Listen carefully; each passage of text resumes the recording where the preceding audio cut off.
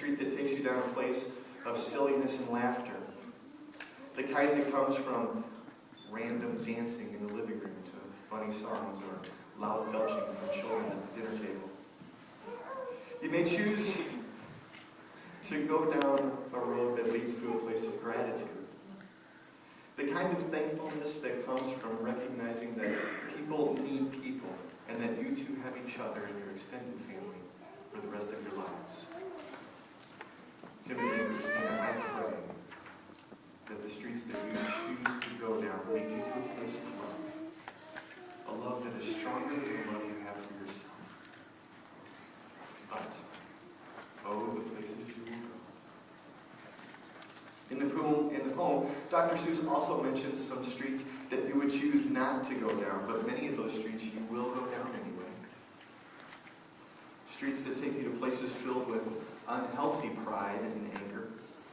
Streets that will take you to places like desperation and discontent. These streets may branch off into other streets that lead down to places like conceit or prejudice, loneliness or frustration. Other streets you will go down will lead you to illness or to worry and to fear. It's at these times, it's on these streets that the Ecclesiastes passage that you chose becomes so very important. Let me read it to you again. It's better to have a partner than to go it alone. Share the work, share the wealth. If one falls down, the other helps. But if there's no help, that is tough. Two in a bed warm each other, and alone you shiver all night. By yourself you're unprotected. With a friend you can face the worst. Now, here's the part to listen to, okay? Can you round up a third? A three-stranded rope isn't easily snapped. Would anyone like to take a guess at who the third would be?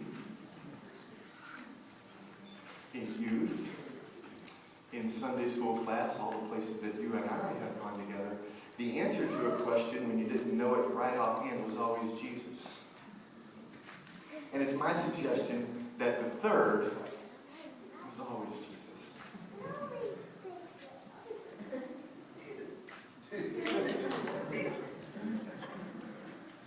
Why would I say Jesus? Listen to what the Bible has to say about worry. Can any one of you, by worrying, add a single hour to your life? And why do you worry about clothes? See how the flowers in the fields grow? They do not labor or spin. Yet I tell you that not even Solomon in all his splendor was dressed like one of these flowers. If that is how God clothes the grass of the field, which is here today and gone tomorrow, will he not clothe you more, O you of little faith?